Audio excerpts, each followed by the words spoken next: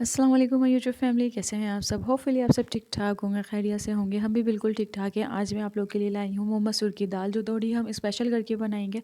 तो यहाँ मैंने मूंग मसूर की दाल को अच्छी तरीके से वॉश कर लिया था और उसको चढ़ा दिया था पकने के लिए। उसके अंदर हमने डाली थी कुटी मिर्चें, पिसी हुई मिर्चें, नमक, हल्दी, अदरक लहसुन का पेस्ट और थोड़ा सा पिसा हुआ धनिया भी हमने इसमें ऐड किया था। और जो है, जो नॉर्मली दाल बनती है बस इसी तरीके से हमें इसको चढ़ा देना है।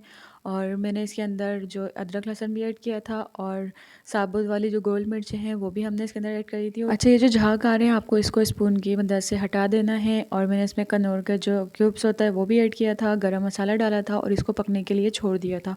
2 से ढाई घंटे बाद ये अच्छी तरीके से पक गई थी और बिल्कुल ये गल गई थी। तो हमने इसका भंगारी तैयार कर लिया था। भंगारे में मैंने हरी मिर्चें, प्याज, गोल मिर्चें, लहसुन और ज़ीरा डाला था। और इस तरीके से हमें बस इसमें भंगार लगा देना है। और भंगार में आप जो चाहें कड़ी पत्ता भी डाल सकते हैं और कुछ लोग कलौंजी भी डालते हैं, सॉरी राई दाना भी डालते हैं, तो आप लोग वो भी डाल सकते हैं। लेकिन मैं बस यही सब चीज़ें डालूँगी। और अच्छी तरीके से हमें इन सबको फ्राई कर लेना है, ब्राउन कर लेना है। अच्छा, दाल को जो ऐसी चीज़ होती है कि कुछ लोग शौक़ से खाते हैं, लेकिन कुछ जो है वो बहुत मुश्किल से खाते हैं। जैसे मेरी फैमिली है ना, अब्रुश को दाल पसंद है ना हस्बैंड को दाल पसंद है। तो ये है कि जब दाल बनती है उसके साथ बहुत सारी चीज़ें बनानी पड़ती हैं।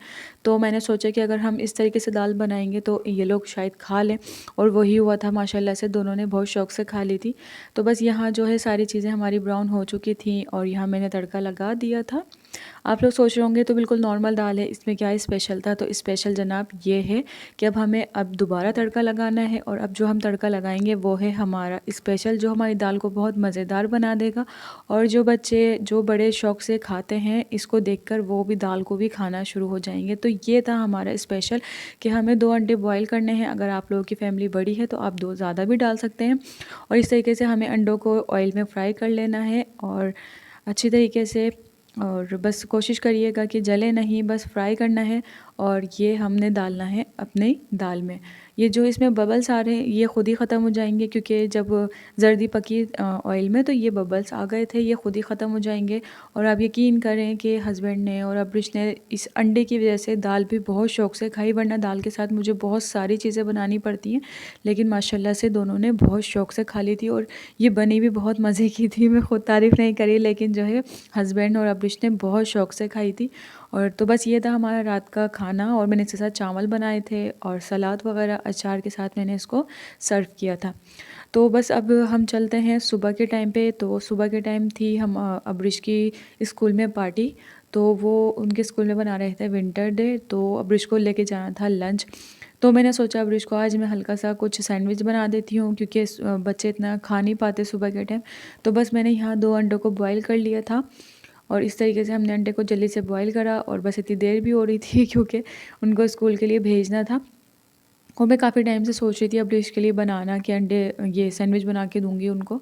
तो बस आज मैंने कहा पार्टी है तो अंडे ये सैंडविच बना देते हैं। और बहुत जल्दी बन गए थे, सिर्फ अंडों के जो बॉईल होने का टाइम था बस वो लगा था, बाकी तो बहुत आराम से बन गए थे। 10 से 15 मिनट भी मुश्किल से लगे थे।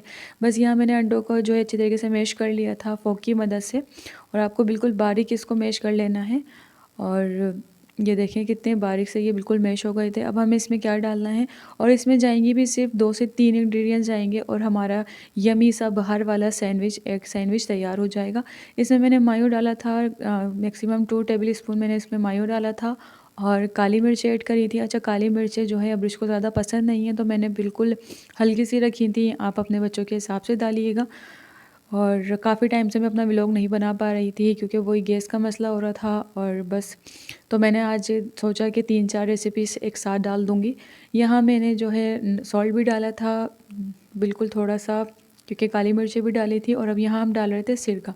सिरका डालने से ये होगा कि हमारे सैंडविच जो है वो ख़राब नहीं होंगे, वो सॉफ्ट नहीं होंगे। और ये हमारे जो अंडे की जो एक कच्चापन होता है या एक हीक सी आ रही होती है, सिरका उसको कवर कर लेगा। बस यहाँ मैंने स्लाइस ली थी और स्लाइस को चारों तरफ से कट कर लिया था। इसका जो हार्ड वाला पार्ट होता है वो मैंने अलग कर दिया था, क्योंकि बच्चे वो भी नहीं खाते। और वैसे भी सैंडविच में ये जो है वो ये सब नहीं होता। तो बस मैंने इसको यहाँ कट कर लिया था। और ये बहुत सुबह का टाइम था, मैं बड़ी ध्यान से ये वीडियो बना रही थी, रिकॉर्ड कर रही थी कि ताबिश ना उड़ जाए, वरना मेरा व्लॉग नहीं बन पाता। तो बस यहाँ मैंने जो अंडे का मिक्सचर था वो स्लाइस पे रखा था। और जितना आपके बच्चों को अच्छा लगता है, ज़्यादा डालना है ज़्यादा डाल लें, कम डालना है कम डाल लें, बिल्कुल आपकी अपनी चॉइस है। और बस एक लंच बॉक्स का आइडिया भी हो गया कि लंच बॉक्स में ये दे सकते हैं। बस यहाँ दूसरी जो उसका स्लाइस का पार्ट था उसको भी हमने रख लिया था, और अब हमने बस काफ़ी देर हो रही थी, मैंने इसको छुरी की मदद से इसको बीच से कट कर लिया था। और यहाँ हमारे सैंडविच रेडी हो चुके थे और अब्रिश को बहुत पसंद आए, अब्रिश ने बहुत शौक से खाए और मैंने हस्बैंड के लिए बना लिए थे यहाँ पर। अच्छा, अब ये था हमारा दोपहर का टाइम और यहाँ मैं बना रही थी वाइट सॉस पास्ता। और ये पास्ता जब मैंने अफ्रीका में ट्राई किया था तो मुझे बिल्कुल अच्छा नहीं लगा था। उसके बाद मैंने कभी सोचा भी नहीं कि मैं ये खाऊंगी, क्योंकि मुझे बहुत अजीब सा लगा था कि ये कैसा पास्ता है, मुझे नहीं पसंद आया था। लेकिन अभी 2 दिन पहले जब मैंने ये अपनी रेसिपी से और ट्राई किया तो ये बहुत मज़े का बना, इसलिए मैं आज दोबारा बना रही हूँ क्योंकि अब्रिश को भी बहुत अच्छा लगा था। तो मैंने यहाँ क्या किया कि ऑयल में चिकन को और वेजिटेबल्स को हमने सौते कर लिया था। 2 से 3 मिनट इसको अच्छी तरह से फ्राई कर लिया था, पूरा नहीं पकाना, बस 2 से 3 मिनट हमने इसको फ्राई किया और इसे साइड में निकाल के रख दिया। और बस हमने दोबारा से ऑयल डाला और उसके अंदर हमने डाला मक्खन। यहाँ मेरे पास ब्लू बैंड था और मैंने अच्छा खासा डाल दिया था ब्लू बैंड, क्योंकि इसका जो एक फ्रेगनेंसी होती है ना वो बहुत मज़े की लगती है। और जो वाइट सॉस पास्ता होता है उसकी खासियत ये होती है कि वो मक्खन में तैयार होता है। तो मैंने थोड़ा ज़्यादा डाल दिया था और मैंने यहाँ क्या किया था कि पहले लहसुन को अपने मक्खन में डाला था, उससे उसकी खुशबू इतनी ज़बरदस्त आ रही थी।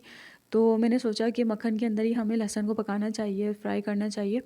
तो बस यहाँ मैंने लहसुन भी जो है अपने मक्खन के अंदर ही फ्राई कर लिया था इस तरीके से। और अब हमने इसके अंदर डालना है 2 टेबल स्पून मैदा और अच्छी तरीके से हमने इसको भूनना है ताकि मैदे का जो कच्चापन है वो ख़त्म हो जाए और हमारे मक्खन जो है उसमें मैदा अच्छी तरीके से पक जाए।